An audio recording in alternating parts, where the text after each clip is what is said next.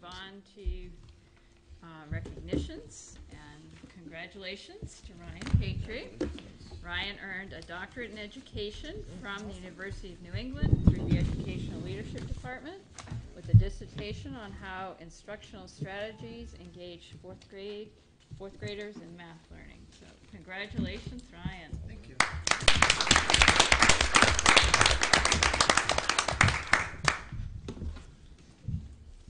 And if I could ask Mary and the others to pull your microphones closer to you. If they're closer to you, the audience at home can hear you really well, but if they're all the way at the end of the table, it makes it a lot harder. So thank you. And Tina also passed around for board members, updated, if you could just check the email. And I think Tina had a reminder in terms of email. Yeah, I just wanted to give people an update. If you are using a home email for your board business, you're opening your email up to freedom of access. What? Freedom of access. So somebody in the community can say to you, or say to us, we want to see all the emails that Jen Bonink has sent concerning, this or that. And then she would have to open her email up to our review to pull that information. So it's not a good idea for you to be using your home email addresses for board business. You should keep your home email private for home personal use, and you should use your school email for school business. And I'm reminding everybody of this. I know we talked about it last year because we recently had a freedom of access request, and a staff member was at one point several years ago forwarding their mail to their Gmail account, and it created what the lawyer said. She created her own her educational record, which meant we had to access it. And so, and it made that person very nervous to have us going through her personal email. It didn't end up being a problem at all, but you just want to, you're best off if you're using the school email for board business. And so I'm just telling you that. I'll remember that for next time I use mine. So if you can check this. And Diane, did yours get set up? Your one here? Okay, good. So what I would ask is 2 weeks. So. what? So what I would just got mine 2 weeks ago. Yeah. Yeah. So what I would ask is, Mary, would you mind passing yours around? Okay. And if anybody has their personal email on there and is has to keep it for some reason, you can leave it, but if you have your personal email on, you can write your school email address on there. We will make sure it's updated so that you're not accessing your personal email for board purposes. So I'll send mine around with a little star if you want to change yours. And So if it has my school board address here, I'm good. Yes. If you have your school board address here, RSU 16, that's what we want. Or that's what we think is better for you. So there are no agenda adjustments, and in recognition and acknowledgement, we have a presentation from Kim Spencer on Minot Consolidated Schools Blue Ribbon Award. So a lot to celebrate. Okay, we do. We're very, very excited to be awarded this recognition. I do have just a short slideshow to help focus me more than anything, and to hopefully give you a little bit of information on what this means for Minot and the district as a whole. So, thank you. So you can see that's the emblem that we were given access to. Only the schools that were awarded this achievement have access to that. So it's just a beautiful blue eagle emblem that I wanted to include there. So I did do a presentation last year at some point, but there are new board members here, so I'm repeating some of that information. So part of being nominated as a National Blue Ribbon School, it requires us to either meet two standards. So either to be a very high achieving, to continuously be a high achieving school, or schools making significant progress in closing the achievement gap are also part of this group. So it honors America's most successful schools since 1982. There are a few other criteria for being eligible for this award. You have to have at least 40% of your students disadvantaged backgrounds.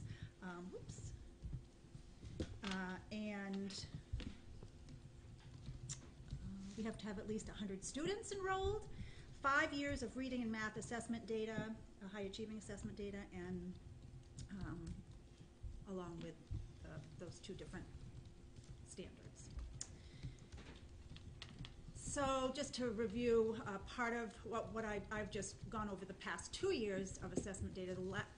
Last year, 2 years ago, from NECAP data, and in math, we had 71% of the students meeting or exceeding standards, and in reading, we had approximately 81% of the students meeting or exceeding standards. This past year, with the MEA Smarter Balanced tests, our percentages were a little bit lower, but still higher than the state average, as you can see. So we're not comparing apples to apples 2 years ago to last year, but we were still very pleased with the results that we got last year from our MEA Smarter Balanced tests. So you can see that math was 53%, the state average was 39%, so we were higher than the state average, and then reading last year was 60%, and the state average was 48%. So we were still very happy with those results. So the announcement and the recognition ceremony, let's see. So I think it was the nominations came from the Maine Department of Education in January of this year. Applications were due in March, and we had a committee that I will show you the picture in the next slide. We had a committee that worked on that application. It was a very, very time-consuming application. Probably 12 essays, short, we had to respond to prompts, ranging from 250 to 850 words. So it took us a long time and a lot of hard work to get those narratives written. And then in September, just last week, the Secretary announced, the United States Secretary of Education announced the National Blue Ribbon Schools. And I'll show you, it's like a 3-minute clip that he put out to the schools, which would be, I thought, be interesting for you to hear. 335 public and private schools across the country are awarded this award, and the main public education schools were Minot and the Coastal Ridge Elementary School in York. So the principal, I can't remember his name, Steve, and I have had a chance to connect. He is going down with 5 of his teachers, so we'll be anxious to connect with them and talk about their school as well, and hear from them and share with them. So November 9th and 10th, two representatives from Minot will go. They're inviting 2 representatives, the principal and a teacher, and we will attend the recognition ceremony in Washington, D.C. Cindy Levesque and I will represent Minot Consolidated School and RSU 16 at the 2-day ceremony. So I just invited the team members to put their names in, those who were interested, and Cindy was the only one that could really make it work. So Cindy and I will be going down. Here is the setup team. So you do have Cindy Levesque in the back, who is a first grade teacher. In front of her, Ann Turgeon, who is the pre-K ed tech. And then Tracy Gagne, who is our speech therapist.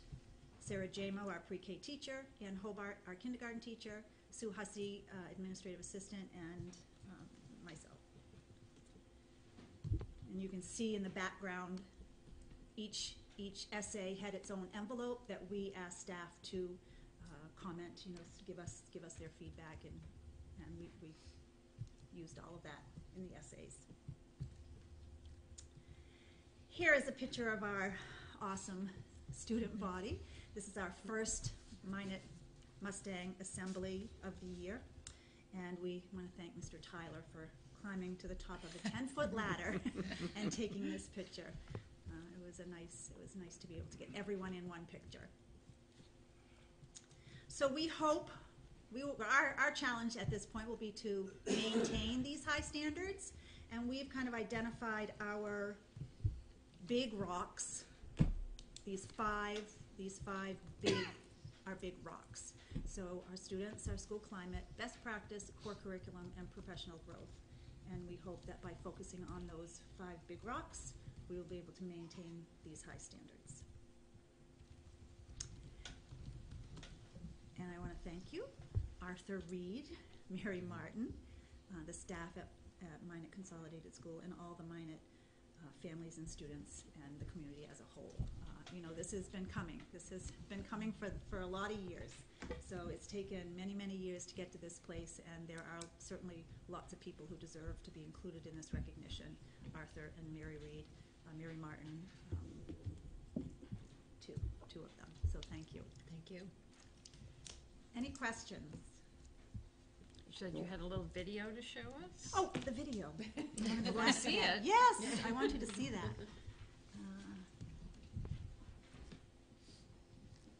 See if I have this. Yes.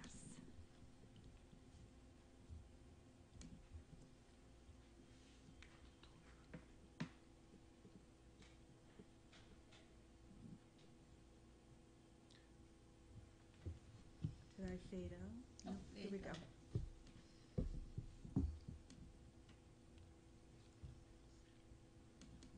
Oh, it's buffering. See the Oh, okay. one of those things. In about 18 minutes, we'll get to watch it. No, it's like 3 minutes. No, but I mean, it'll take 18 Oh, minutes for it to okay. buffer the No, 3 but it's minutes. really just a 3-minute, yeah. You see the 19 minutes and 42 seconds there, it's really just 3 minutes. And then he goes through each state and the pictures that they submitted. So each school that's going to the ceremony submitted a picture to be put on this slideshow. So that's what the 19 minutes and 42 seconds is really about. And I can fast forward to Minet's picture as well. How long do you think this will take to buffer? It's what's going to have to go across the whole page. It's not looking promising. Just so you know. Do you want to carry on and then I can come back once? We'll try to hit play again and see if it will start, maybe. Yeah. It might not. Oh, I didn't realize that this would happen. Sometimes it'll start. Yeah, and catch up to the buffer and Yeah. then stop and. Is it something that she can send to us?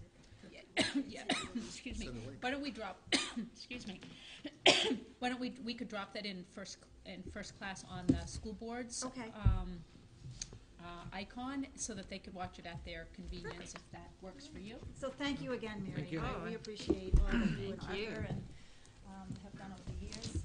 I just feel lucky to kind of be here. Now I have to maintain that. Does anybody have any questions for? Yeah, why is that York school take 4 or 5 people and you only get 2? I don't know. I asked him that question. He said, "Oh, I've been building my principal's account for years now, and waiting for something like this to happen." So he's just been accumulating. Yeah. But I had the same question because the invitation said you could bring 2 people. 2 people to go to the ceremony, but Okay. you could have others come and just kind of enjoy the atmosphere. And Okay. So I think that's what he's doing. 2 of them will go to the ceremony, but then the others. The rest are gonna party. And the federal government gives us award, but they don't pay for people to attend the ceremony. So No that's way. that's exactly right. Believe you. So we're So- working. Yeah, Tina and I will work to Yeah. make sure we do it fiscally responsibly. Yeah. Only have lobster and steak twice a day.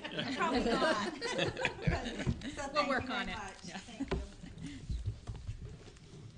Okay, moving on to acting on our minutes to approve the regular meeting minutes for 9/14/2015. Move to approve. Second? Second. During discussion, I know we had a discussion last time about whether people that weren't here should vote on minutes for a meeting that they didn't attend.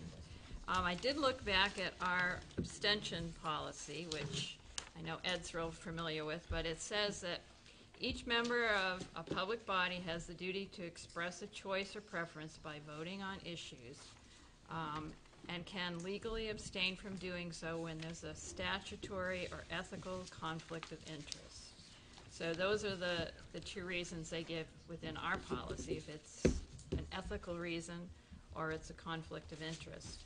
And also, John Hawley did some research the next day, and he sent me this, which was something he found from the University of North Carolina School of Government. And it said, members clearly have authority to approve minutes of meetings that they did not attend. First, it's important to understand what it means to approve the minutes. It's not an approval of what was done. It simply confirms that the minutes are an accurate record of what took place.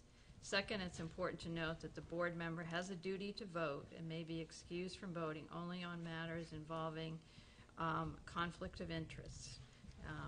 And those excuses for voting fit a situation where a preferred not to vote, well, that doesn't make sense. Well, What we did the was last legal. sentence did not make sense, but What we did was legal. what we did was Good. legal, and it is our right to vote on minutes if you didn't attend the meeting. And I guess you were on the policy committee, Ed.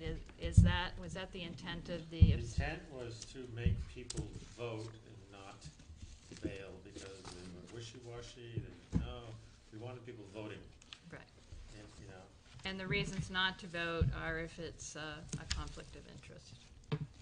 And in those situations, somebody would say what that conflict was. So we have a motion and a second. All those in favor? Anyone opposed? So it's unanimous. Excuse me, Mary, I'm sorry. Yes. What you said, one of the reasons to abstain is if you didn't have an understanding. No, it No? said if, it said the only reason to abstain would be if it was unethical, it was some kind of ethical conflict. But it Okay. said, let's see, that when you vote to approve them, you're not approving of what was done at that meeting. You're only approving of, confirms that the minutes are an accurate record of what took place. Okay. But if you're not here, how can you have an accurate record of Yeah, what's taking and I place? guess that's, but, That's just not what lawyer our policy- talk. yeah. That's not our, you're reading the, No, that's not our policy. Right, That right. was what John had sent, Okay. that he found on another website. But ours is just a clear statement about whether it's a conflict of interest. we're always happy to change policies. No, let's not do that. Okay, our next one is on our financial statement, to approve our September 2015 financial statement. Move to accept. We have a Second. second from Jack. Wow. And Stacy's going to, before we vote, talk a little bit about that, because if you look at it, it looks really different, and that she's done a lot of things to reorganize that financial statement so it more accurately reflects the cost centers. So I'm going to have her explain that to you, and if you have any questions. Thank you, Mary. The first thing you'll notice is the computer puts revenues in parentheses, because they're credits, so those pages are all in parentheses, but that's a good thing, not a bad thing, on the revenue side. And then it's just broken down according to the actual warrant articles that are voted on at budget time. So the first section is the system administration, and you'll see where under this section, the superintendent's office and the business office are separated. They used to be listed together as central office, but they actually have different codes, and so they're broken up by the codes. There are also some things under the superintendent's office that belong under what's called system-wide administration, which is the building that houses the superintendent's office. Is because the superintendent serves the whole district, it's considered system-wide versus operations for just a building, just a high school or an elementary school.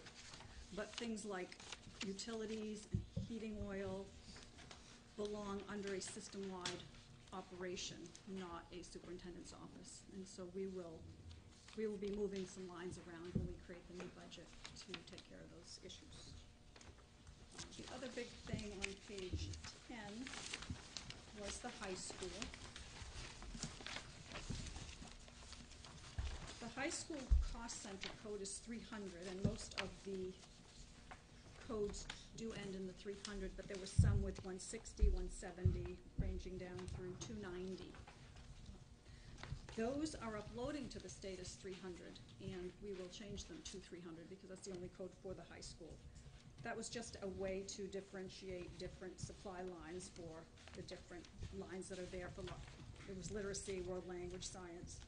The way to just take care of that is on the end of the supply code, which is the 5600. You can do 56101, 56102, and we'll do that when we create the new budget as well.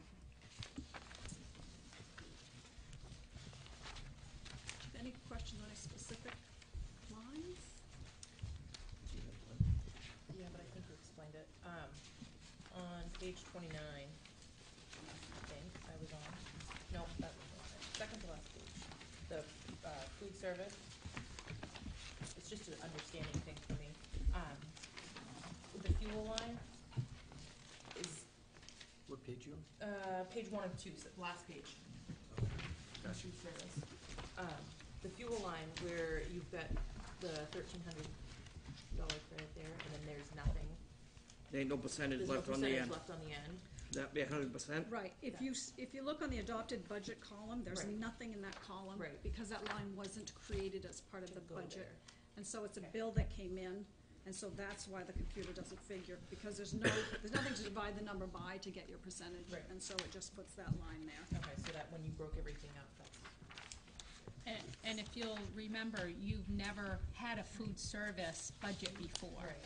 And I've never had a food service budget before because that's not the way they were set up. So now Stacy's working with Betty, regularly to establish a budget and to do some better tracking of where we're spending money and where we're bringing in money.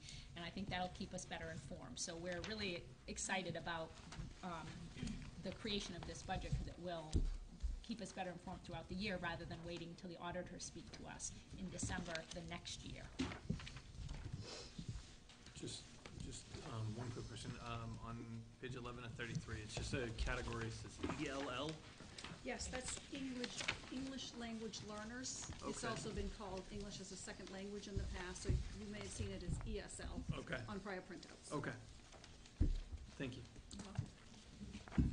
The other thing that Stacy talked about is the separation of the central office and some things that were coded in there. One of the reasons that's important is because when we were talking about the business manager position, I went into our budget to see how much we were spending in central office to compare it to what other districts were spending, and we were below other districts, but not as significantly as I knew we should be, because I knew what staffing everybody else had.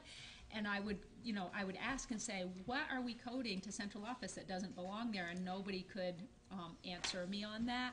So the idea that we had the system, the operations costs in there, and that wasn't supposed to be there, and then an intermingling of business office money with central office money, it made it really difficult to show what our actual expenditures were for the superintendent's office compared to the business office compared to facilities. So this will make that transparent for anyone who's looking on the state website for how we're spending our money, and so that will be better. So I told her I was thankful that she was able to clarify what belongs in the central office, business office compared to superintendent's office, compared to system operations. So one last question too, just as the breakdown of the food, thank you for making this a little bit more transparent. But I know we've spoken before about parents not having their balances actually in there. Is that somewhere in here reflected about how much the school system is still owed, or? Not in this, it's not reflected. Okay. Betty just handed me a printout. We are working on that. We talked Okay. about that at our last finance committee meeting, Okay. and we will be tackling that. Okay. Thank you. Any other questions for Stacy? We appreciate your hard work, and Thank you. it is much easier to This is fun. understand. We're glad you're enjoying it. So we have a motion and a second. All those in favor? Anyone opposed? That was unanimous. And there is no old business, new business, approving our school board goals, which we talked about at our last meeting. We also reviewed it at the Educational Policy Committee, and their recommendation was to approve. If you look at the goal areas are the same as last year in terms of communication and engagement, effective board structure and governance, and strategic plan. What's been revised is some activities, and particularly under communication and engagement, and that there's more emphasis on providing answers to constituents' questions in a variety of ways and in a more timely manner, finding ways to draw constituents to our website, working out a way to communicate with our 7-12 students in terms of communicating with them, but then gathering feedback from them, and we're hoping Libby can help us a lot with that. We talked about in here under activities, revising some of our surveys. Also underneath that is included last year's goal assessment, which we talked about at our last meeting, and there's just a clean copy of that. So if I could have a motion around board goals. So moved. Do you have a second? A second. I have a second from Mariella. Any discussion, questions? Okay. All those in favor? Anyone opposed? That was unanimous. And our next one is to approve 2 additional coaching stipend positions at the middle school. And I think Dawn is here, but I think Tina's going to talk a little bit about that, and then we'll look for a motion. We have 2 positions at the middle school, 7th grade, well, actually 4 positions if you split them up. 7th grade boys soccer and 8th grade boys soccer, and then 7th grade girls soccer and 8th grade girls soccer. And we were unable to find a coach for both of those programs. So we have 1 coach at the for the boys program and 1 coach for the girls program. And my recommendation to the Personnel Committee is that we create a new stipend position, which the board has the authority to do, for a middle school program. And then we would need to meet with the teachers union to negotiate how much we would pay for that position. And the reason I'm suggesting that is 2. Number 1, we didn't have enough coaches, you know, for both programs, but we also don't have enough students. We only have 18 boys on the soccer team. So the boys soccer coach prefers to have 1 team because he'd have, you know, 9 kids at practice, which isn't enough for our soccer team. So our recommendation is that the board approve a new position that we will then negotiate. Dawn's going to speak because I think I'm making an error. Is that true? I just want to add that in the boys' case, if we only had 1 team and they were just playing the 7th grade schedule, it would just be 1 coaching position. Right. But in this case, it's a mix of 7th graders and 8th graders, and we're actually still playing a 7th grade schedule and an 8th grade schedule. So the coach is doing something in addition to coaching 1 team, but not quite 2 teams, because they practice together. So they're doing their practices together by having 2 games. So, and some 8th graders are swinging down to play on the 7th grade team, and some 7th graders swing up to help the 8th grade team. So again, that's why we need, or we should have a decision in the middle, because we feel like they deserve more than 1 stipend, but the job certainly isn't a double stipend. They're not running separate practices. Dawn, is this likely to happen with other teams also, or is this something unusual? I think in the fall seasons, that's when we would run into it. So for instance, if we go to the spring season, baseball, last year we only had 1 team, but because of the nature of the way the games were scheduled, they just played 1 of the schedules. So it was no more work for the coach than it would have been coaching 1 of the teams. And I think they're coaching double the number of games that they would be in the fall. So I think it's just a fall issue.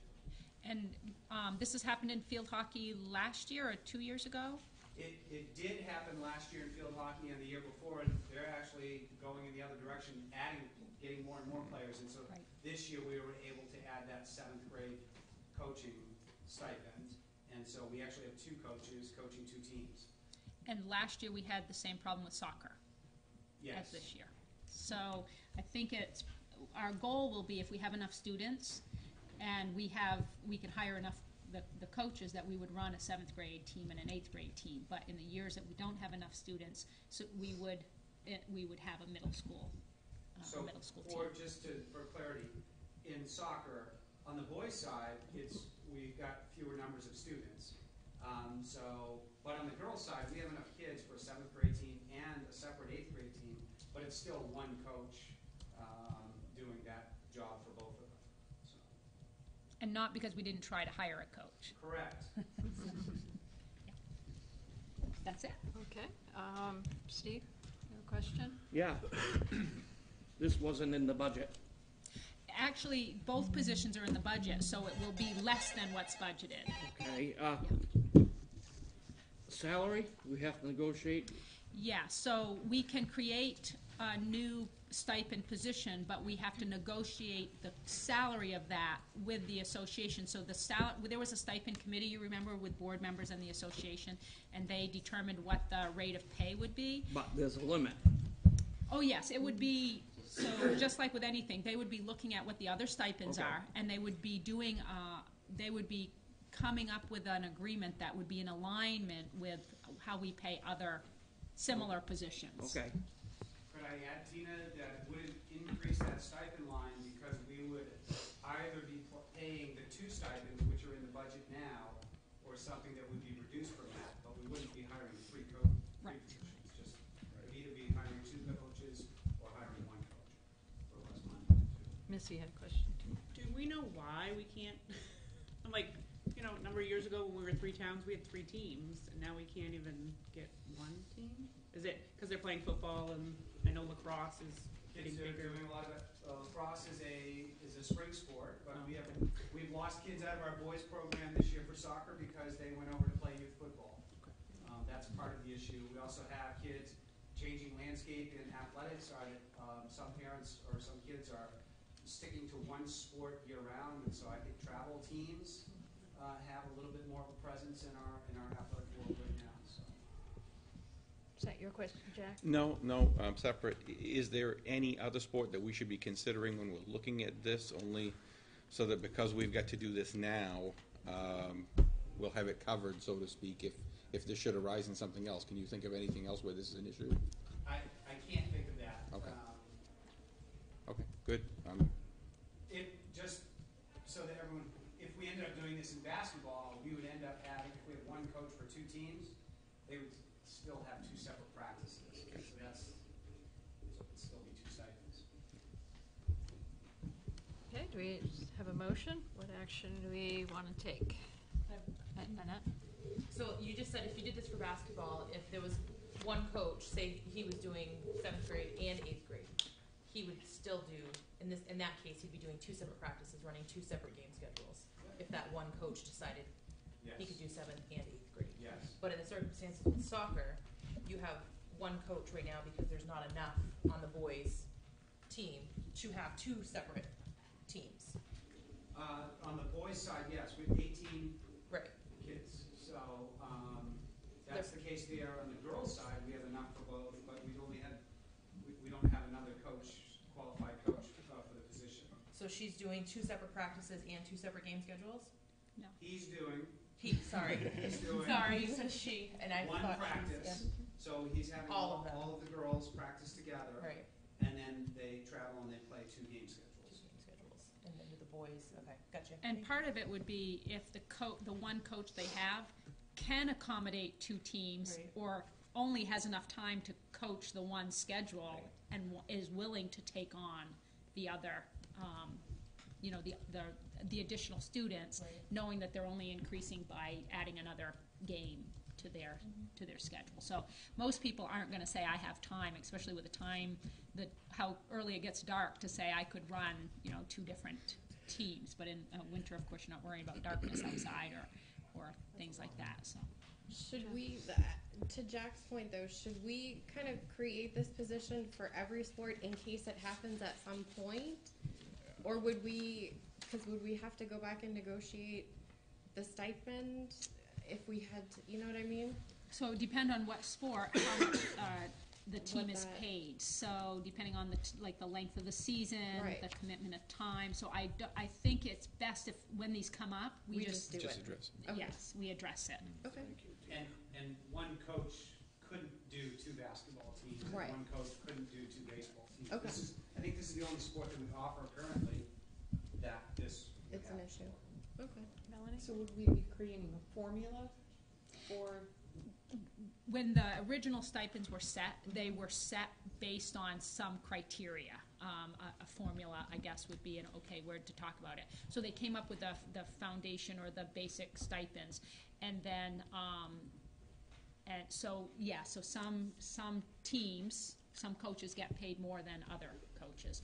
And what we will be looking at is to say, how does this compare with a coach doing one sport? How much additional time, and what do we believe is fair compensation for the additional time that's required for this combined program, this middle school program? If there's a formula created, it wouldn't matter maybe the sport, it would just, it could be applied to all areas, if that were to happen again. So we looked at that, we tiered out all of the sports at the high school level based on length of season, risk, whether it was a collision sport or not, and et cetera. And so we put all of our sports into 3 tiers, and the sub-varsity coach makes a percentage of what the varsity coach makes, and the middle school coach makes a percentage of what that. So those pieces are tiered. I will say that Sean corrected me that there is one other sport that could happen. I forgot if it's also a fall sport, and that would be field hockey. So we could be in the situation for soccer or for field hockey. Does the MPA have a recommendation for something like this that you're aware of? No. And we currently have a middle school cross-country team that has 26 runners on it. It's both boys and girls, right. And 7th and 8th graders. And Dawn and I talked about, if they're 3 years ago, they had 6 runners on the team. So as teams grow, we have to consider new options, and it may be that they need an assistant coach in the future because their numbers have grown to a level that we need it. And if soccer is declining, they may need a combined program without the additional, they may not need the additional coaching staff. It may have to be shifted to cross-country or another sport that's growing like field hockey. So, one quick question, you said field hockey might be an upcoming Field issue. hockey Isn't that is already a very going? similar situation because that's in the fall as well. Okay. We added a coach this year, do you remember? Yeah, I do now that you say that. And then have we thought about giving class credits to seniors to help out and coach? And I mean, they've got to earn their credits somehow. Isn't that part of the participator program? So couldn't we have some seniors do it? We do have high school kids help out and get co-curricular credit, but they can't have any responsibility for liability or supervisory roles. They have to be graduated. Okay. Make a motion to approve 2 additional coaching stipend positions at Whittier Middle School. Second by Aaron. Any more discussion? All those in favor? Anyone opposed? 1 opposed. Okay. The next one is to approve middle school health curriculum, and that was presented to the Educational Policy Committee at our last meeting, which recommended approval, but Melanie is here tonight to talk about it, and Kim Yorkie, the health teacher, is here, so. Sure. This is an update to our health curriculum for 8th grade, for the 8th grade.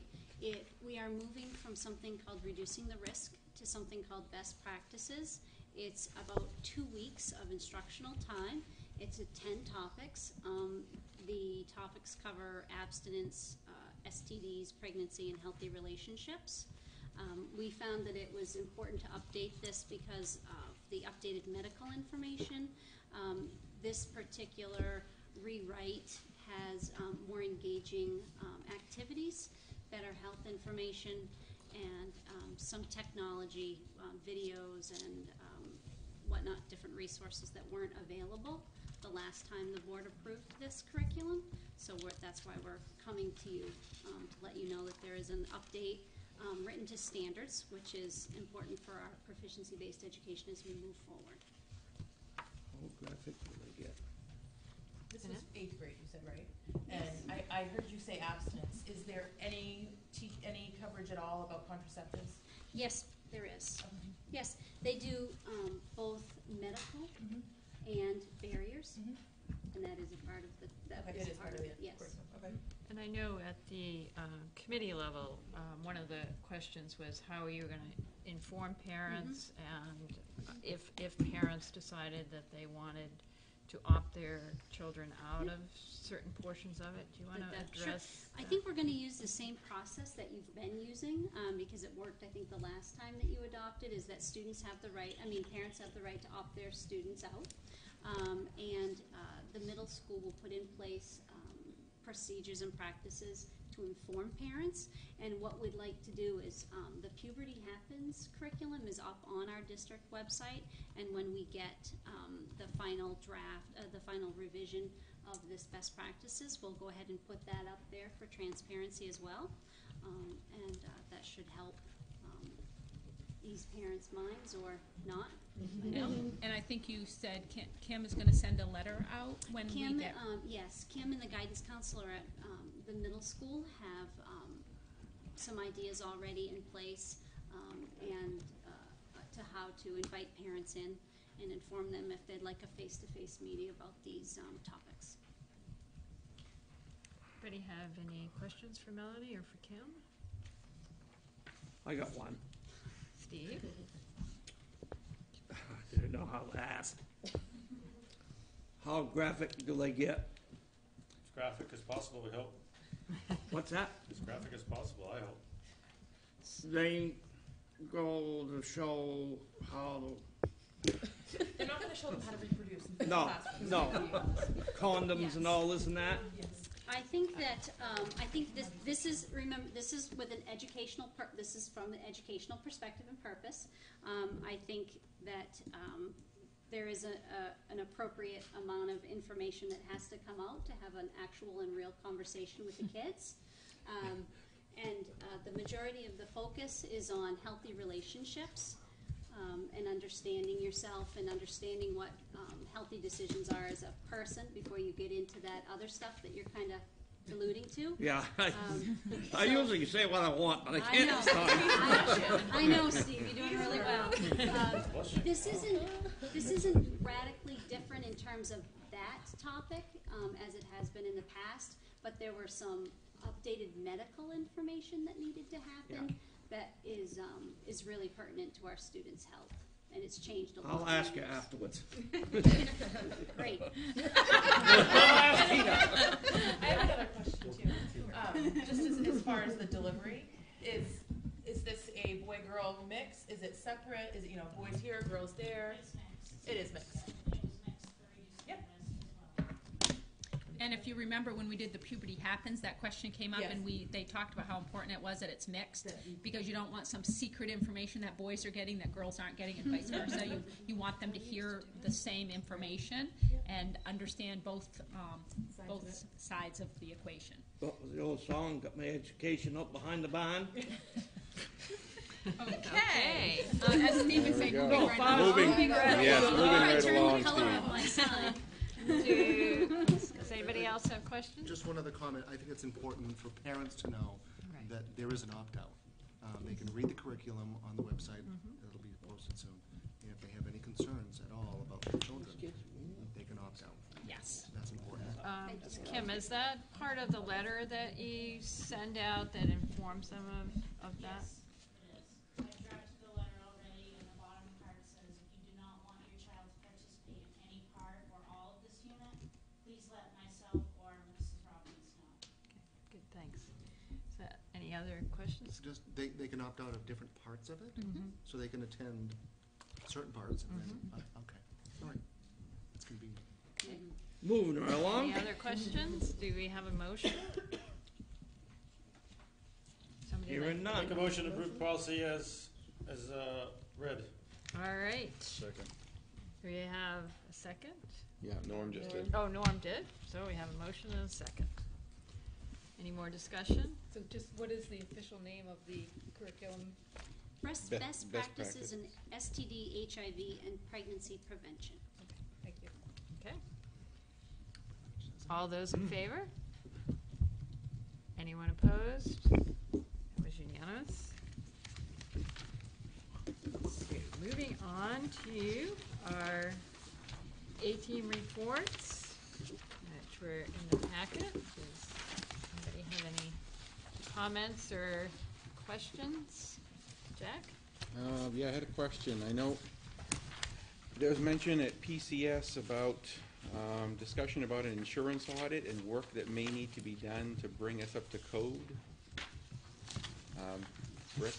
Yeah, they're actually, Gary. Oh, there we go. Gary can help out, and actually, we haven't managed to catch up, even though I put it in the report that we were going to. We haven't caught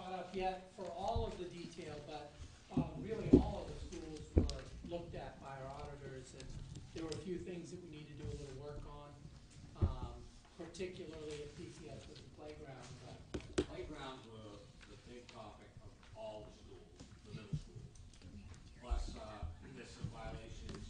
Gary, do you want to inside come up schools to that need be fixed and the microphone? taken up with the insurance, but we're also waiting for their report to come back to us, to exactly what they want. But I do have a list of the playground stuff that could be addressed right now within some of the budget. Most of it's gonna have to be budgetary issues for next year, because our budgets will not handle everything that needs to be done. So I remember one of the things you shared, Gary, is you're supposed to have 12 inches of wood chips underneath Yes. your equipment, and we certainly don't in some places. So there are things like that that are requiring our attention. There are issues of trying to keep the wood chips where they belong, and the insurance company give us suggestions on how to do this, but it's also a cost factor. So there's more playground issues rather than building issues, and are we talking big ticket items or not so big ticket? Some of the playgrounds at PCS can be a fairly expensive proposition. And most of the other schools are not. They're a fairly easy fix. In Minot, there's a couple things inside the building that I'm waiting to see what the pricing's gonna be, come back with that, but that could be, a little bit more expensive than we want. At Elm Street, the kitchen area there is gonna be sprinkled, and that's gonna be a sizable cost. When are you expecting the report to come back with that information? They told me it'd be 3 to 4 weeks after they were here, and it was actually coming to you first, and then addressed myself and the others. So I was just gonna ask, is when you say up to code, is this a state auditor? Is this our insurance auditor trying to be proactive? Our Who is? insurance, Okay, so whose code is it out of? Is it? it's out of the NFP, whatever Okay. that insurances go by. I don't know exactly what it is, but it is a recommendation, and the law, and they're gonna show us the laws of where it takes it back. So when that report comes in, we'll bring it to the facilities committee to okay. review, and we'll make sure we have an understanding of which laws are, like, is this just something the insurance company wants us to do, or is it something we're required to do? And that's kind of what I'm getting to, is that Yes. some of these things, are they really necessary, or they're just trying to cover it? Well, most of them were safety issues Okay. that they brought up. Okay. But I also don't want people to think like the playground's unsafe. Oh, no, right. There were things that, and there are, for the most part, there are things that have been in place for a number of years. For example, at PCS, one of our swing sets is about 12 feet from the fence. They say it has to be 16 feet from the fence. So, while it's an issue, and they set up those guidelines for safety, it's been in place, I don't know, long before I got to that school, so, and some other recommendations have changed. We have, the old playground, the old swing set we have, has 3 swings to a section. The recommendation is only 2. So, And so, off a set of swings. right, and so some of those may be grandfathered in. I'm wondering if it's, when you change the swing set, you need to move it to 16 feet, but I'm sure we can, between Gary and John, we'll be able to decipher the report. And A lot of it, yes, a lot of it can be done, but a lot of it, like you're saying, the 3 swings, all you do is take the middle one out. It's not an earth-shattering thing. Do away with it. And that's a safety issue, because the kids in the middle swing back and forth, the kids swing this way. It's a safety issue.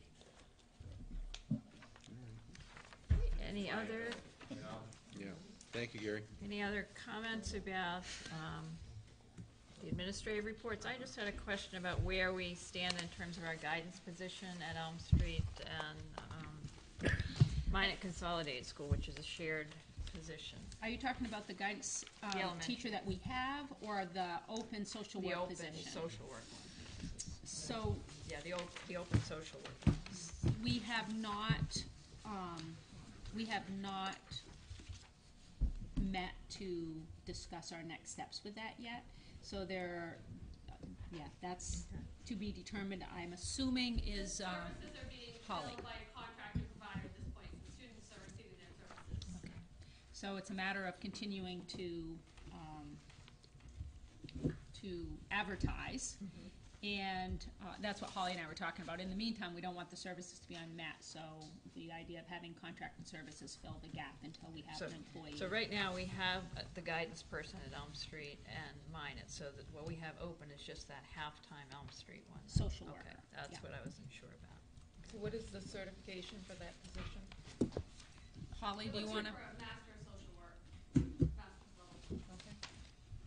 Annette? So I have a question about with Minot, the lack of special ed teachers. How are you dealing with that right now? How is the overflow with the student-teacher ratio and? So that would be both Minot and PCS, correct? Because it was half-time for each school, so we have two schools that are impacted by that one position. Yeah, and they're both being covered appropriately by the other staffing.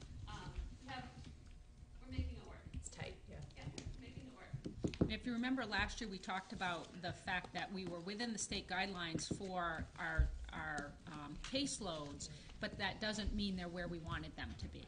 So we're not in any violation, but it's a challenging position for our staff who are having pretty high caseloads and tight schedules.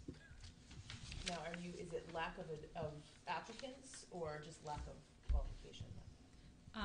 Yeah, lack of applicants. If we had somebody apply that didn't have the full certification, but had some certification in the education field, we could request a affidavit for a conditional certification.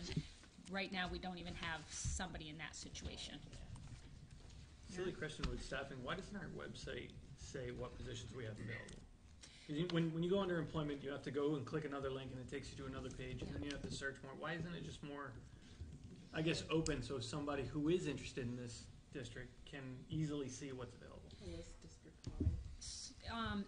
If you're looking for employment in the field of education, everyone goes to serving schools. Yeah. So having that on serving schools is our best case scenario, and we could have it posted also on our website, but what that means is there's a lot of double work going on. So to have it on our website to say click on serving schools, you'll see all of RSU 16's employment opportunities is a more efficient way for us to do it. We keep having, the jobs fill and change, and then you're constantly trying to keep it accurate. And so if they see it on our site and it's filled because we haven't pulled down the one we just hired yesterday, we keep getting applications or calls. So it's easier to keep one place up to date where everybody goes. Okay. Thank you. Any other questions, comments? Okay, our report of the student representative, Livy. Hello. Hi. So, I have good news. We are getting a new school board rep. She's a junior, Sarah Walton. Oh, Sarah. Yep. Last Friday, we did the State of the School Day. So, in roundtable, people paired up and they did interviews, and then each roundtable picked one interview between the two pairs that they're gonna send into the school, and then they'll post those on YouTube. So that's what we did for State of the School Day. Last week was also homecoming. We had the bonfire on Thursday, and that was really good. We charged $3 to get in, and one of the dollars went to Superhero Addie. She's 4-year-old with leukemia. So that was nice. The bonfire went great. Dance went great. So, yep. Good. So will Sarah be with you next month then? Yep. Good. That's good. Any questions for Libby? Thank you. Our subcommittees, educational policy, and the minutes were in our packet. Want to go over those, Jack? Yeah, just briefly. So we heard from Kim Yorkie and Vicki Preston, who were there to give us updates about the middle school health curriculum, which we just approved. We learned about the new best practices program, and we did have questions about the comparison and would parents be given the choice of opting out, and it was good to hear that everything was remaining in play. Information to parents going out, opting out, still there. We discussed the updated board goals, which were in the packet and were recommended.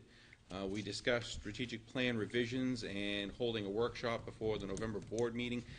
We did meet today before the meeting started, went over some of the A-team input that was given about the strategic plan, and so we'll be bringing all of that forward. It was suggested that Carrie will be meeting with student reps to kind of decide what information is going to be gathered. We really do want to have more input from our student rep, and we kind of want to know what they want from us and what they're looking to provide us. So hopefully we're going to have more of a job description going down the road. And we also have talked about a student survey, which we kind of thought about for a while and we still have not acted on. So we do want to go forward with that and talking about what a good time frame was for that. We discussed the content and the time frame for an annual survey this year, hopefully freshening up the questions, keeping it relevant with the new goals. And the last thing we discussed was possible use of technology to post and get feedback on policies, which would allow more public input before it gets to the board meeting. And that pretty much sums it up. Any questions for Jack? Okay, let's move on to our operations committee and Aaron. So we spoke briefly on security of the portables, and it's something that we've talked about over the past last year, but with everything going on in transitions, we never saw it come to fruition, but we brought it back up again. So we're now going to revisit, now that Gary's back from vacation, on securing up Whittier, the portables outside, and fencing it in with something that's aesthetically pleasing, but also keeps all the students safe from anybody trying to get into the left side of the building without having to go through the proper channels and get access to the building, keeping our kids safe and secure. The facility review committee is going to be brought up again in the end of this month, if not the beginning of next month, to re-pick up where we left off last year, using the enrollment study to create a better idea of whether we need more portables or whether we need to really address the long-term use of our middle school and getting a bigger place for us to live in and have our kids there. One of the things that we also discussed was the possibility of using the courtyard in the high school areas, possible either classrooms and closing it in, and we're going to bring that to the architect to kind of see what would be needed as an alternative method and bring that to the board as well. We looked at transportation and the fact that there is about 80 more students, Tom brought up, carting around. If you haven't been through the parking lot in the morning, there is significantly less seniors driving this year than in previous years, and the parking lot shows that with all the senior cars are pretty much null this year. So there's a lot more going on in his world. As a result, they've had some hours that they've transferred around to make sure that we're covered. We have been renting a van right now for, every week since we've been back to school, which is a significant cost to us. Tom's looking at purchasing a van for our use to eliminate the rental fee and overall reduce our costs there. And then we talked about bids that we've received for snow plowing, wood chips, and oil. We're actually benefiting on our plowing award.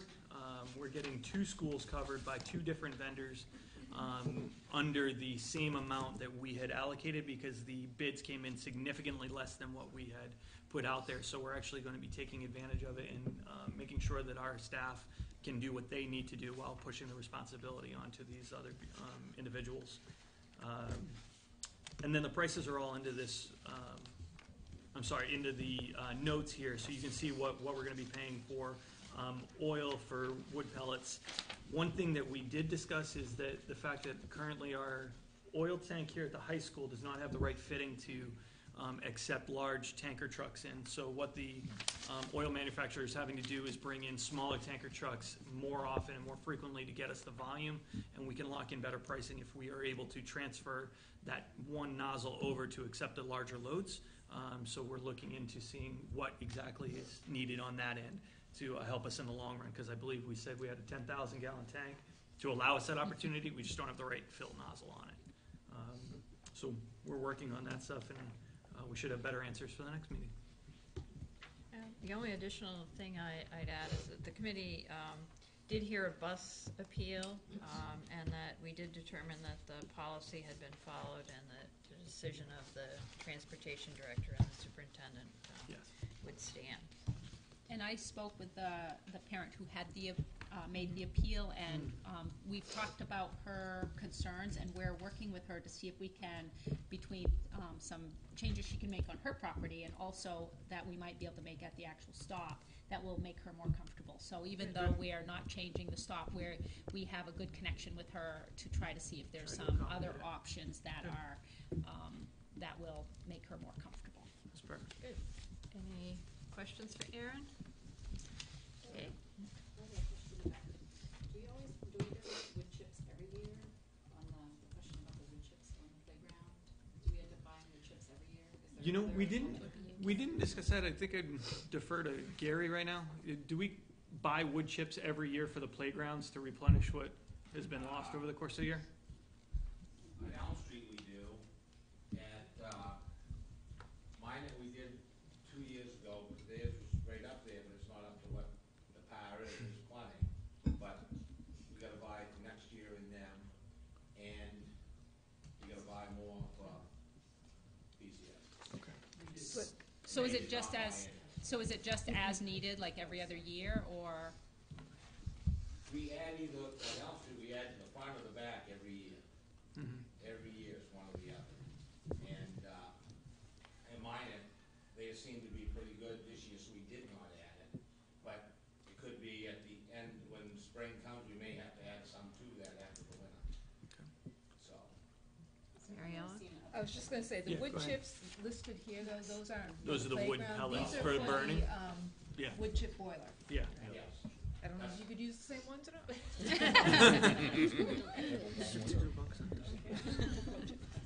Okay, any other questions? Okay, Mariella, the personnel and finance.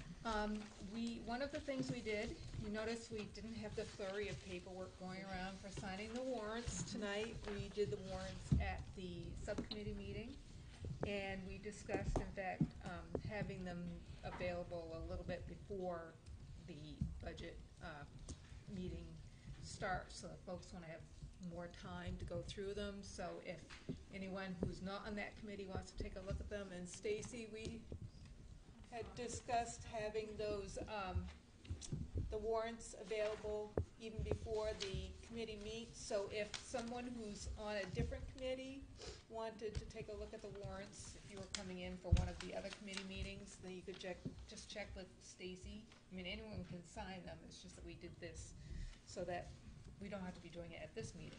So if you want to take a look at the warrants when you're coming in for one of the other meetings, just check with Stacy and see if she has them ready. We did discuss food service. The audit is going to be done. They were trying to come right when Stacy got here, but she needed to have a little time to figure out what's going on. So they are going to be coming back at the end of the month, I think. They're coming Wednesday, Thursday, Friday of this week, and then in 2 weeks they're coming Wednesday and Thursday and Friday of like the 21st, 22nd, 23rd. Okay. And one of the focuses this year happens to be food service. We also discussed that food service debt, which somebody had asked about earlier, and some strategies. I know in October, I think it is, going to try to have some staff members do some phone calls and try to have some different strategies to try to collect some of that money. So that's something we're working on, is bringing that amount down. And we also discussed the stipended positions that we voted on earlier for the middle school sports. Okay, any questions for Mariella or comments? I have a question on the what's the system, the Infinite Campus, with the food, the way that you pay the food bills and all of that.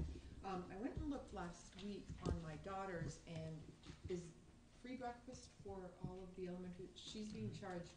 I don't know if some of that information is not up to date, because she goes to PCS and she was listed as MCC and ESS and PCS, like different days, different. It's a data thing that Infinite Campus is working on right now. Okay. Those will all be corrected. So does that mean that the bottom line amount is incorrect or is correct? The bottom line currently for this month for the breakfast at PCS is not correct. Okay. So Betty, I'm going to say that into a microphone because if anybody is at home, they certainly couldn't hear you. So you're saying that at the Infinite Campus, there's an error right now that they're working on for the charges that kids are getting for breakfast at PCS, and that they're working on correcting those.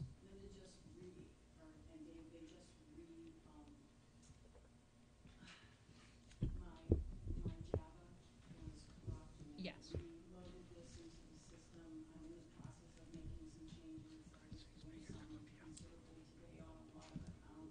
So my question is, I'm wondering if we need to send a message out to all the PCS parents, letting them know that there's some errors in the account, because we do have the capability to just send them to PCS parents. If you could check with me or check with Linda about making sure that happens, because I think that's a great question, and if we know there are errors for a whole school, it makes sense for us to make sure parents are notified. So does that affect the outstanding bill amount?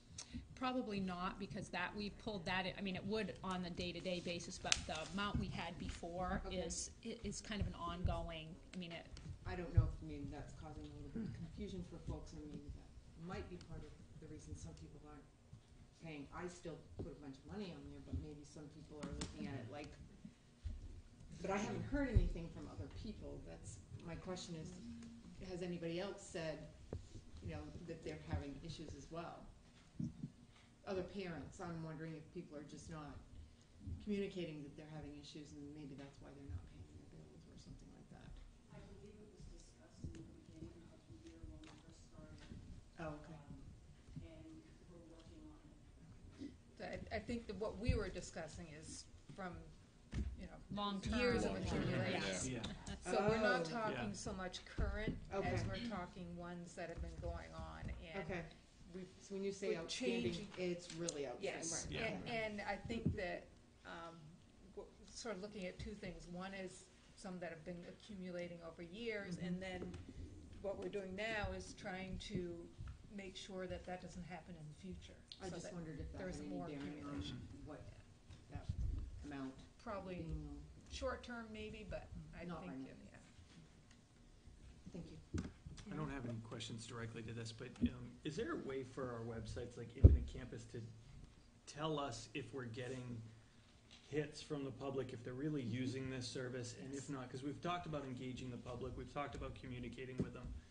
Is there a way for us to get some data to say who's using it, who's not, and how to get them more interactive with us? Yes, so probably, I'm trying to remember when, maybe last January, I asked our webmaster to put a clicker on our website. So I get quarterly reports where he will send me an update to say, this is how many people accessed your main page, this is how many went to food service was our most widely used. Okay. But not only does it tell us how many people clicked on it, but how long they stayed on it.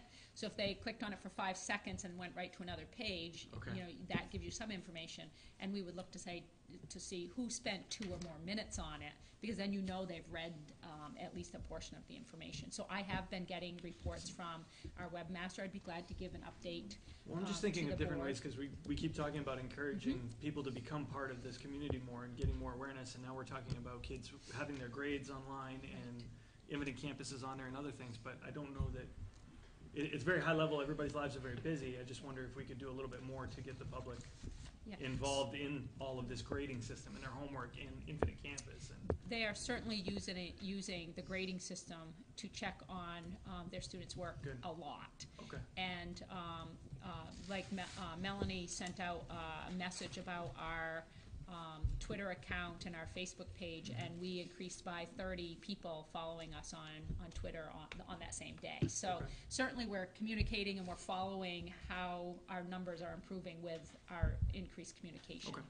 But I haven't reported out the use to the board, so I'd be glad to do that at my next report out. Thank you. Yes. Because I noticed sometimes we're getting notices, I don't know if it's just the high school, but email messages in Infinite Campus. I didn't know if that was a way that we could announce school board meetings as well through that. We could. Somebody just has to post it to the messenger system. I'm sure Linda could help me. On the home page? Yes. Like when you log in, there's messages there? Yeah. And we do have, I mean, Carrie, you would agree, we have parents utilize that system to check their students' assignments and. Jump rope all the time. Yes. I mean, Judy can tell you that. How many times do you check your students? Every day. It's a beautiful thing. Yes. So that's one of the nice things about when we have information on there that's changing rapidly or regularly, parents will go on and check regularly. And that's one of the challenges of our webpage, to make sure it's not stagnant Sure. information there. And if they start realizing that we're updating it frequently, or if we have a notification that something's been added in to go to our site, I think we're going to have a better likelihood that people will actually go, oh yeah, I've got to go check that. So we are working on that. Sorry to derail, I just. Okay. No, that's fine. I'm out of the infant campus world now. I'm not up to date on that stuff. Report of the school board chair. You had in your packet the results of our board survey, which we did in September, and it was an activity that was listed under improving board function and governance, was to do this survey annually. And this is the second year that we've done it. This year, 11 of us responded. Last year, there was only 8, so that's an improvement. We listed out the things that we were proud of, and they were a successful budget process, staffing at central office, particularly business manager, that we were meeting our goals, that we continued to have a focus on the strategic plan, that we had developed some board norms, that we were proud of the RSU 16 graduation rate and our quality staff, and the additional curriculum offerings that we had approved, and that we were continuing to build our municipal and community relationships. Well, those were the things that we listed out that we are proud of. And in terms of improvement areas, and when I looked at the improvement areas, we have recognized all of those in the goals that we've developed for this year. And many of them we've also had ongoing discussions about at our committees and at the board level. And that was in improving student engagement, clarifying the role of the student representative.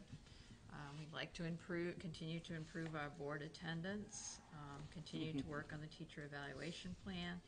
But most of the things that we said there, if we were to say what was the focus area, it was around communication, which we spend a lot of time talking about how we can improve that. And this was around municipal leaders and community and students, so all of our constituents. So those were the areas that we hope to improve and address. And if you look at the last 3 pages, these were the same 3 things that we looked at last year.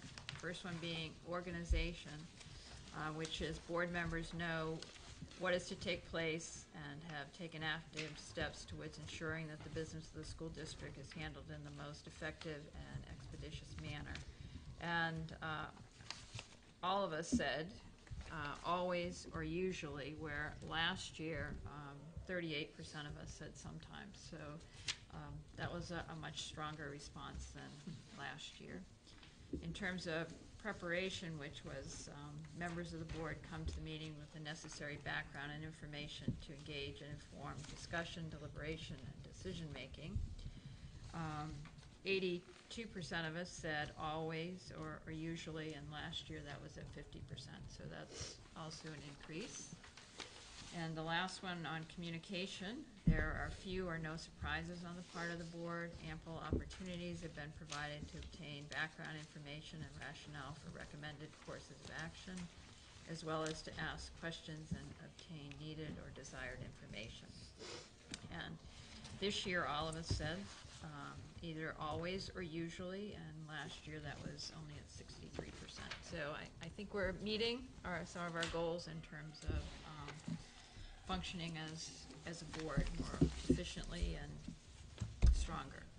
And if you look right under the heading, you'll notice it says answered 11 and skipped 0. So 11 people answered the survey, and Mary, I think you said last year it was only 8. So more people answered the survey this year as well.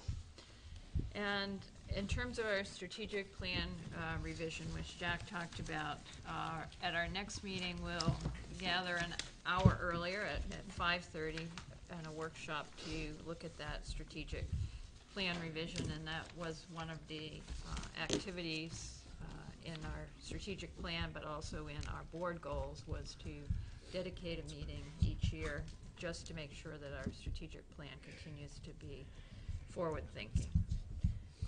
And a reminder about the October school board workshop, which is October 22nd and 23rd. And I thought I would be able to go, but I won't. But Tina and Mariella are going to go to that conference. Yeah, I'm gonna be going as a vendor, and if you wanted me to actually represent and vote on this, we would have to pay for me to go as a school board member. So I don't know if it's worth paying for me to go as a school board member to do that, or just not have a representative at the voting. And that is up to the board. If we want to have a vote on the resolutions that Tina's going to talk about as part of, that's included in her report, we would have to, and it may be too late to send in the name for delegate, is it? It's not, as long as we do it. That's why we Yeah. added it again, because I think we're right around the deadline to do that. I think if we have it within the, probably within this week, we'll be all set. I think it is up to the board. The resolutions seem like, I can't imagine every school board not wanting to support them, so they seem very obvious to me that these are really good things for education, but that doesn't, I mean, I don't really know what happens in those meetings because they're for school board members and I don't attend them, so. Anybody do you have a feeling one way or the other, if that's something you'd really like to do? Or? Only if we think that, it's, like I said, worth the additional cost. I would assume that probably most people, actually, they're more pertinent than in most years. Very good. The whole thing about the retirement, I think that is a really critical one, budget-wise, for the school districts.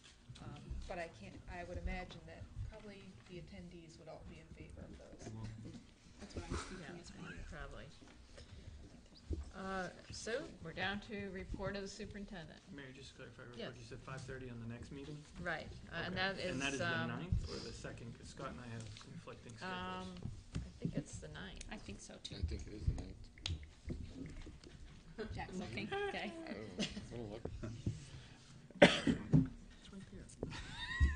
He's modified I did his check my schedule. calendar and I did have the 9th. Okay, that's before I fine. left. We just had two different ones. I just wanted to clarify. Yes. The 9th School at board meeting's 5:30. on the 9th, and we will be here at 5:30 for specials. I'll be here on the 2nd as well.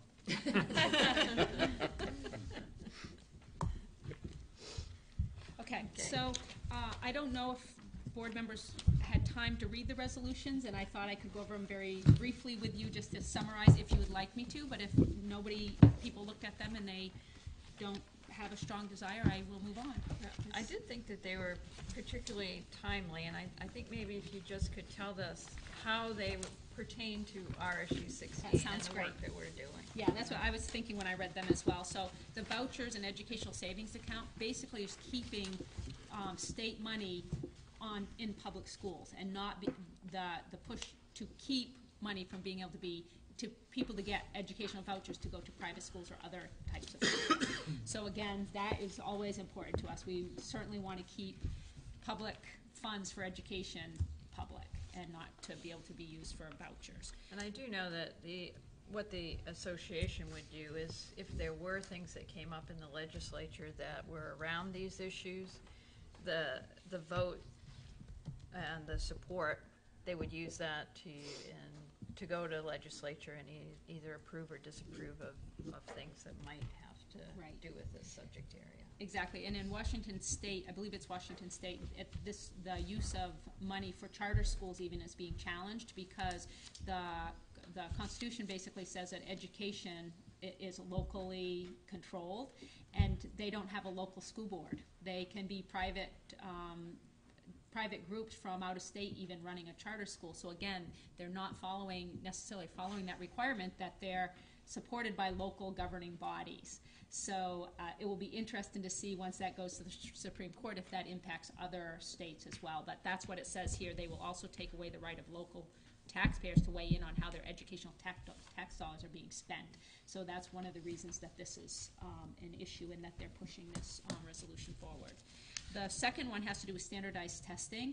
So again, you've heard me speak about the fact we now have spent a collective hundreds of hours of training for Smarter Balance, hours and hours of testing for Smarter Balance with our students, and then they did away with it before we even got the results, and now we're starting over, so we won't have any growth data or any transfer of that training to another year's testing, and we're starting all over again. So the resolution is that that they're committed to having more than, that they will stick with something for more than 1 year if they have a testing, so that we're not jumping from test to test to test, and that they'll spend more time. Time spent now will help assuring successful implementation of the test in the future. And I certainly support that. We got what I feel is some good information from Smarter Balance.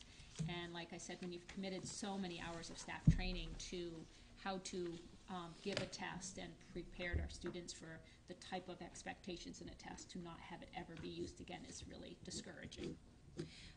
Spending of additional general purpose aid. Remember when the legislature gave us $249,000 more last year and we couldn't spend it? We had to leave it to roll forward because it came after our town vote.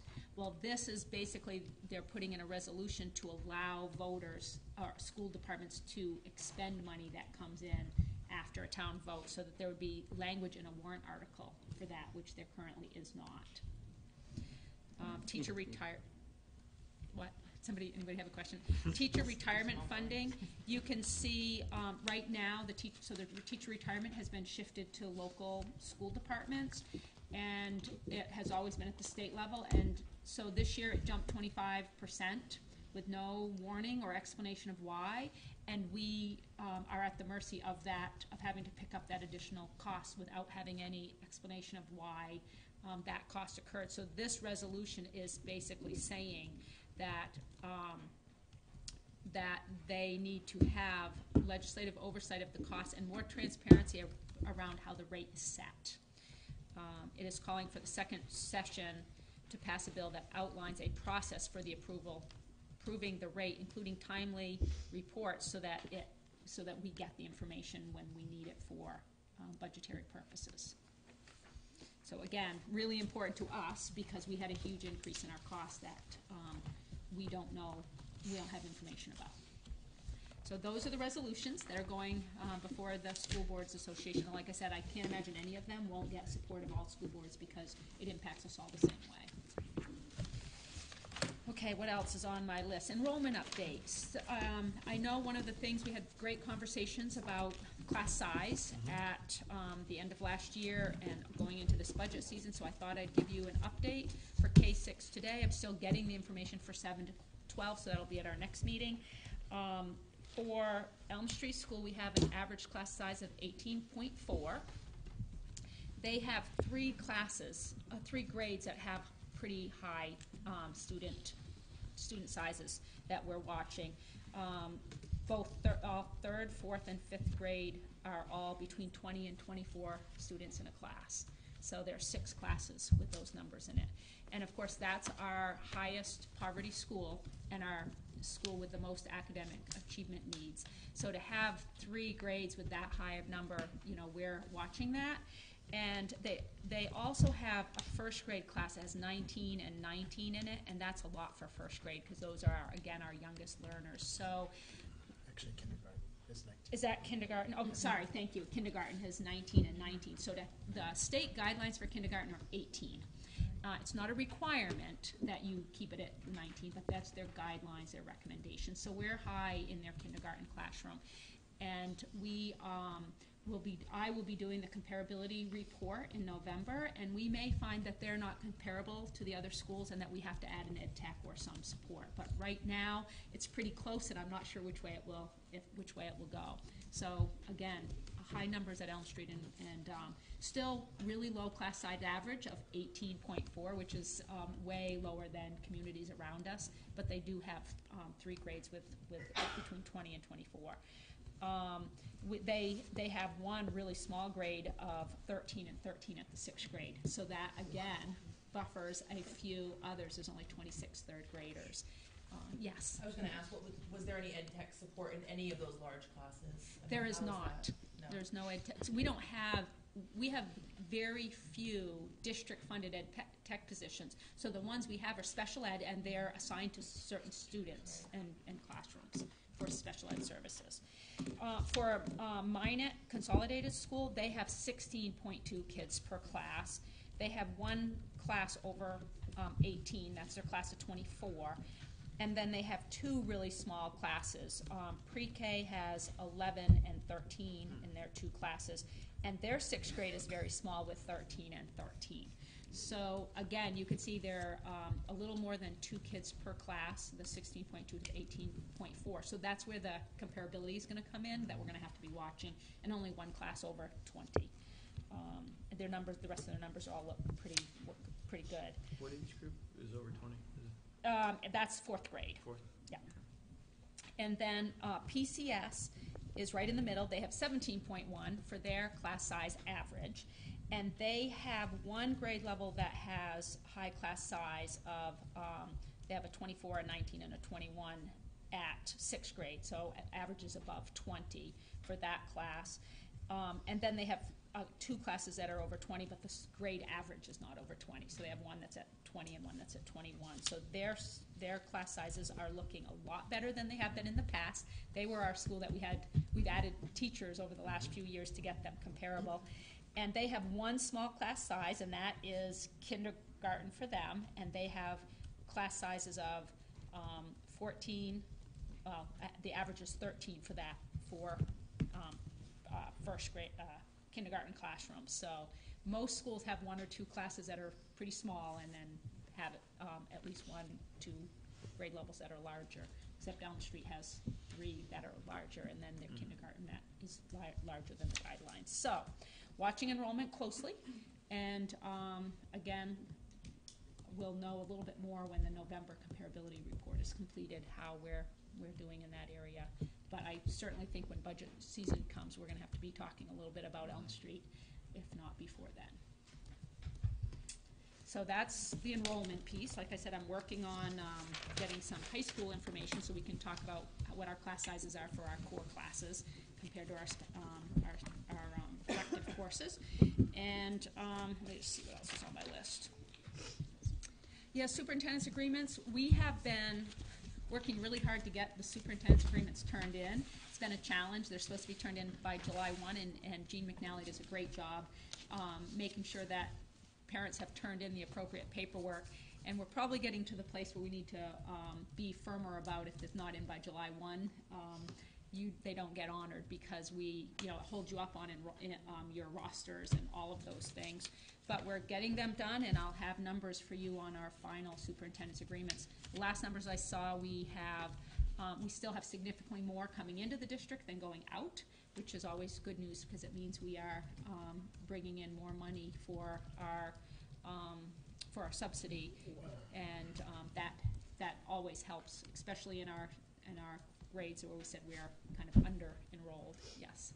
Do we allow students to come in under a superintendent agreement if they gotta go in them class sizes, it's overstuffed? Yeah, so they don't, the first criteria is the principal gets a request saying there's a parent with a first grader who would like to get a superintendent's agreement. They check the enrollment, and they tell us whether they can accommodate the superintendent's agreement or not. The challenge comes when you have a child who's been on a superintendent's agreement for 6 years or 5 years, and in 5th grade all of a sudden it's overloaded. Do you now kick them out of your school? No. And the answer is no. I haven't been doing but I'm that. just saying, Yeah. Elm Street's got 20, 24 kids per classroom in grade 6. So a student applied this summer, they're going, we wouldn't accept them. Exactly. Okay, good job. So that's always the first question. The principal has to check enrollment and let us know whether there's room, and keeping class size appropriate. So that is we're very careful about that. Affidavits for conditional staff. Diane Sullivan was asking me, she looked startled, asked me a question about the certification of our staff, and I thought you all might want to know a little bit about that. So when we're hiring people, the requirement is they meet the state certification or we can't hire them. And you have certain circumstances where they will go to the state and the state will give them what we call a needs letter, and it will say you can hire them. We'll give them a conditional certification. They might have a class to finish. They might not have taken the praxis test. They may not have done their student teaching yet. So the state, with certain people, will give you a conditional certification and say, you can hire this person under, and they can be employed under these conditions. We hired 8 staff members with conditional certifications this year. That's a lot more than we've ever hired before. There's a couple of reasons that we had conditionals.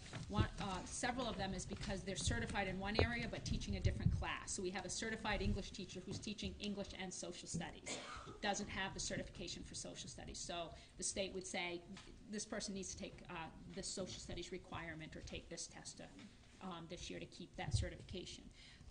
Sometimes, like with Melanie, Melanie's got a conditional because they changed the requirements for new administrators that you have to have a special ed law class. So remember last year Kim had to take it, Rick took it to get his superintendent certification, and now Melanie is in that same situation because she's in a new job. The requirement is when you get that new certification, you have to now take this new course. So, and then we have several special ed teachers who don't have all the special ed requirements, but are certified in regular education. So the state says, we'll hire you can hire them, but they have to get these special ed classes. So they list what it is. So I was surprised at how frequently we were hiring people without full certification. So at our last superintendent's meeting, I asked the superintendents if anybody else was having similar issues. They said it's been difficult hiring fully certified people, and they're all seeing an increase of conditionally certified staff with some needs to fill. How long do they have to get the? It depends on what their need, how much need they have. So you have to do certain things each year. So it will say, you have to take, like if they have to take, some people might have to take 5 classes. So they would have 2 years to do that. But if you only have 1 class, they'll say you need to get this class by the end of the year. But if they don't do it with that time period, they're done. Okay. That's right. We can't hire them after Has that happened over time? I have never had to let someone go because they didn't complete the requirement, but I'm sure it is somewhere. Oh, Carrie has had to let somebody go because they did not do the requirement. So, and we look at that. We can't hire them without that approval. Yep.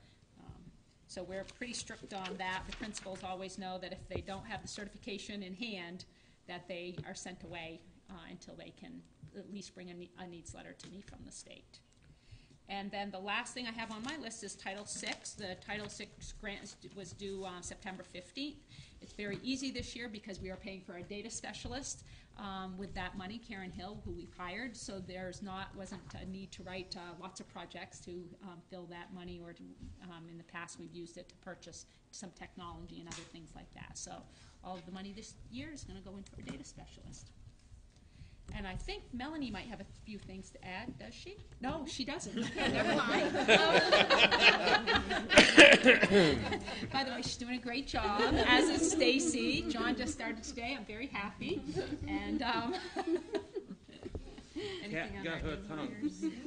Let me look. New hires. Oh yeah, just to let you know who our new hires are. As you can see, we have Allison Hatfield, who's an ed tech at Elm Street School. Linda Jenkins for food service assistant, Karen Willett, food service assistant, Jerry Coburn, custodian, and then Diana Ashcroft, the coach for field hockey for 7th grade. And Holly, how are we doing with our ed tech positions? We ran 2 ads in the papers this weekend, hoping to maybe Boost. start a little more interest. Yeah. So do you have 4 positions open now?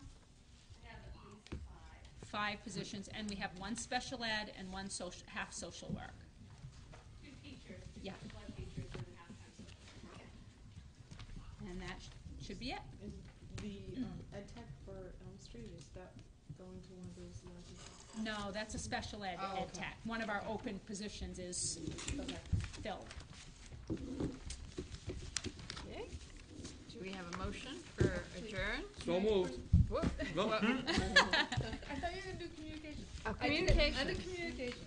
I have been, for the past 9 years, participating in the Vision Keepers Administrative Advisory Team at the high school, and I just wanted to put it out there that if somebody else would like to take a turn, it is inconvenient, I know, because it meets from 2:30 to 4 on Thursdays, but if there's someone, especially a high school or middle school parent who is interested in participating more on the decision-making at the high school level, it's a great way to know what's going on, and you don't have to go to every meeting. I've only been making to about half of them in the past year.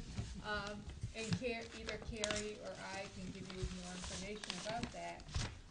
But it's a great way to participate in the decision-making at the high school. So if anyone's interested, let me know. We appreciate that you've done it, Mary Ellen, because that is a I know. lot. You're doing a fantastic job. What? So can we FaceTime? Okay, you can ask. My son's a freshman now, so. Motion to adjourn? So moved. Any second? Second. And a second from Aaron? All right, all those in favor? No opposed.